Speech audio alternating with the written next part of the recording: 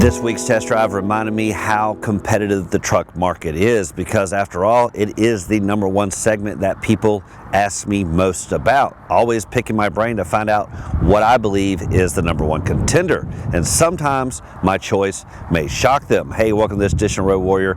I'm your host, Grant Roberson. Now, naturally, we have the top contenders that always come to people's mind, but sometimes there are those that we all forget about. So this week, I'm here to remind you. The automotive world and the sporting atmosphere are all comparable. Everyone wanting you to choose sides. When it comes to college or professionals, you got to pick a team. When it comes to automotive, what's your #1 pick? And for me, I tend to go right middle of the road. Never really choosing sides, but really just trying to present the facts that lay before me. Specifically this week being the 2020 Nissan Titan Crew Cab Edition. Now, what I like with this particular model is, wow, how things have changed. The Titan being somewhat of a plain Jane for, well, maybe a decade plus, now getting some refinements that help it, well, compete quite strongly with the competition. Now, before we look at design, let's talk about the overall numbers. How big is this offering? Now, first off, wheelbase fairly stretched, just under 140 inches. Overall length averaging about 229.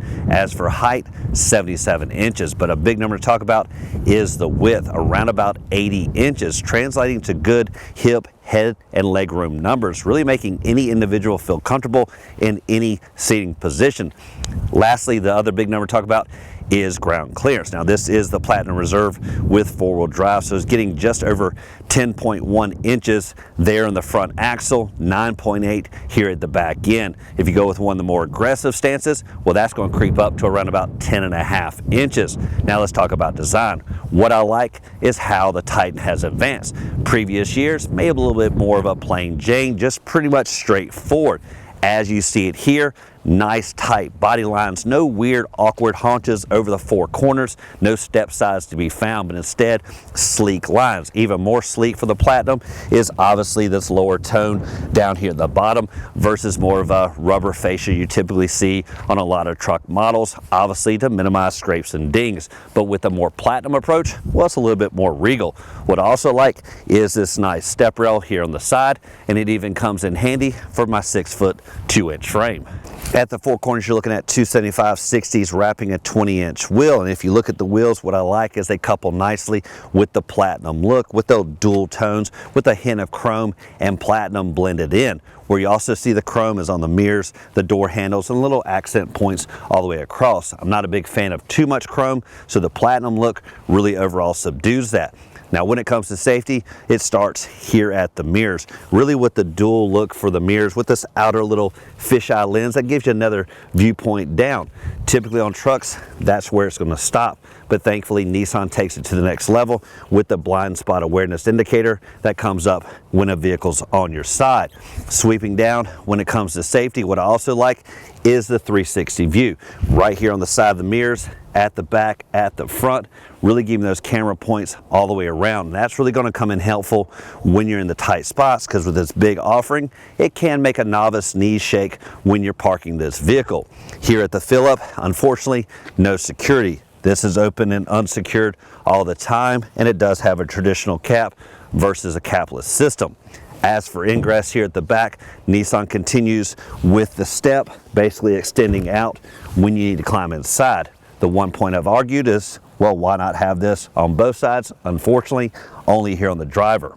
Grille warfare is only one part of the equation when it comes to truck design. Headlight assembly and hood design is just as important, and thankfully the Titan delivers with this nice raised hood, kind of sculpting effect, and nice stacked headlights. That truly goes up with the other offerings we see on the road. Now, when it comes to the grille, again, subdued offering when it comes to too much chrome, really with more of the Platinum touch here with some little chrome accents built there around the Nissan emblem. But as you sweep down, the chrome adorns the lower third, but otherwise body color all the way around. Now, there's some safety built up here as well. Again, that camera as well as the parking sensors. And what I like about the parking sensors is they really allow this vehicle to feel so much smaller, really diving in to the tight spots with ease. Looking at the headlight assembly, just diving into the tons of operation here, let's break it down real quick. First off, this rope lighting on the outer side is the daytime running light accent. Here's the turn signal. Down below that is the fog lights. Now when it comes to the headlights, you have two, the top one being for standard operating procedure. The second one, both of them come on when the brights are activated, really giving you tons of lighting going down the road. Now when it comes to turn signals, the only aggravation I have is when the turn signal is activated, this accent lighting shuts off. Now naturally it stays on the other side, but it shuts off here. And this is something I've seen across the industry, and I'm not sure why it's the case. My preference is to actually activate this in more of a blinker style. Why get rid of it? Again, it's kind of a draw that the vehicle is coming at you, so why would you kill this off? Instead, make the turn signal come on, either leave this alone or make it blink as well.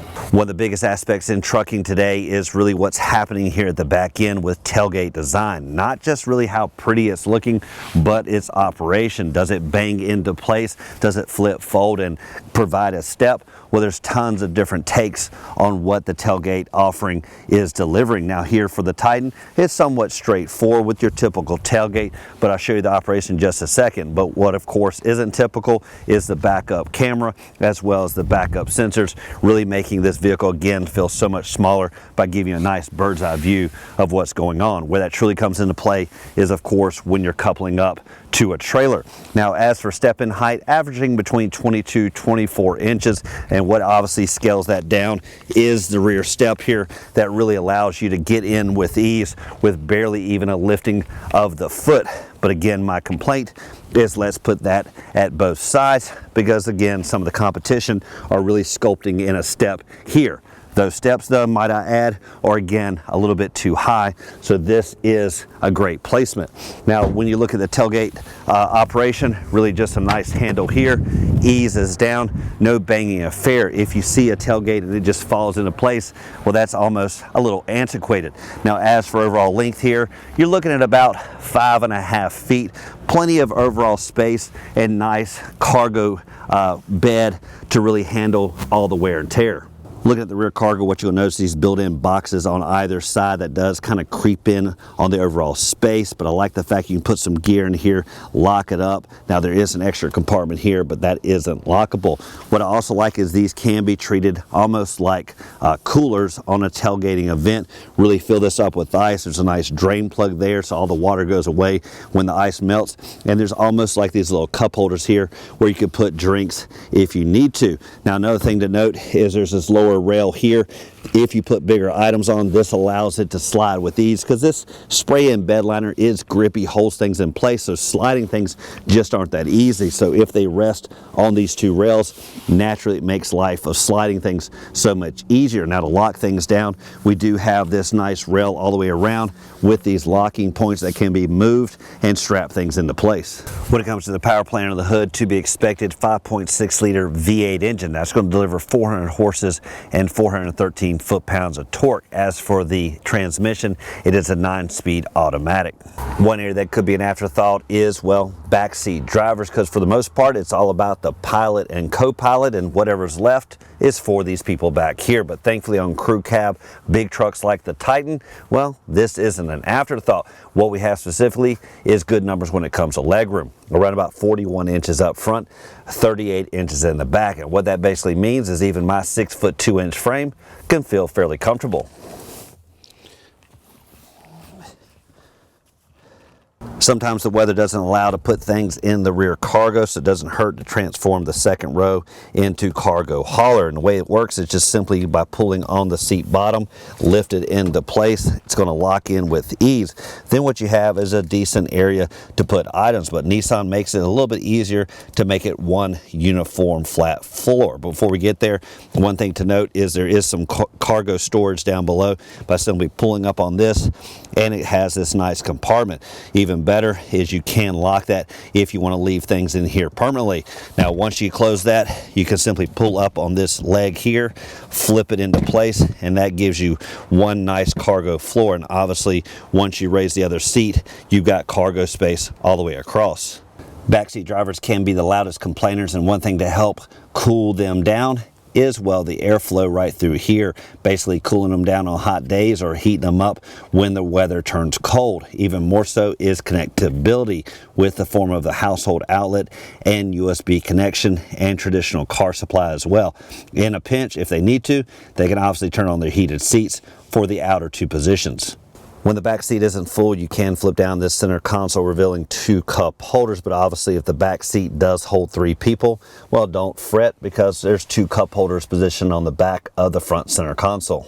Design enhancements on the Nissan Titan aren't just on the outside, but found front and center on the dash, especially when it comes to this nice touchscreen infotainment system. Now everything's housed under a nice huge screen, minimal knobs and buttons down below with nice symmetricness when it comes to volume and tune select, and that is even continued down symmetricness when it comes to the climate controls as well. Now as for the screen up above, this is the home screen, but you can swipe back and forth for different information and a nice shortcut to the audio with nice ease ability for use. Now down below is the dual zones fan speed in the form of this button here as well, but really easy to dial in your specific settings as well. Low on the dash you will find controls for trailering, as well as a USB-C, USB and traditional car outlet over here. Also down below that you will find heated and cooled seats for the front occupants, as well as some other safety control buttons up above. Between the front occupants you will find this nice compartment here with this spongy material that'll allow you to put your phones here vertically, as well as run the cables down below and connect them back up here. That allows you really to have your phones nice and positioned if you need to access them, and obviously there's no space for each passenger up front. You also find nice dual cup holders. Now if there's an importance level when it comes to organizing this, well, that's made really easy, basically being able to remove these and position them where you like. So maybe you prefer the cup holders further up and maybe the phones further back. Well, really easy to do by changing their position. For the gauge cluster, you're going to find an analog tach and speedometer, but a nice digital readout in between, most notably with the digital speed. You also find tons of information as it relates to the off-road ability of this vehicle when it comes to the articulation of the vehicle, how it sits and so on, and the four-wheel drive modes, and tons of gauges that you can scroll through to make sure you keep up to date with the current situation of the vehicle. Even more importantly is, of course, the fuel economy, if you want to keep tabs on that. Now that does for this edition of Road Warrior, and a test drive behind the wheel of the 2020 Nissan Titan Platinum Reserve Edition 4-wheel drive crew cab. With all that said, that's all going to be forgotten once you climb behind the wheel and forget you're driving a truck, especially considering all the ergonomics and the innovations at your fingertips. The only time you remember is, well, when you're towing the toys to the lake. Now, as always, thank you for watching this edition of Road Warrior. Keep both hands on the wheel and eyes straight ahead.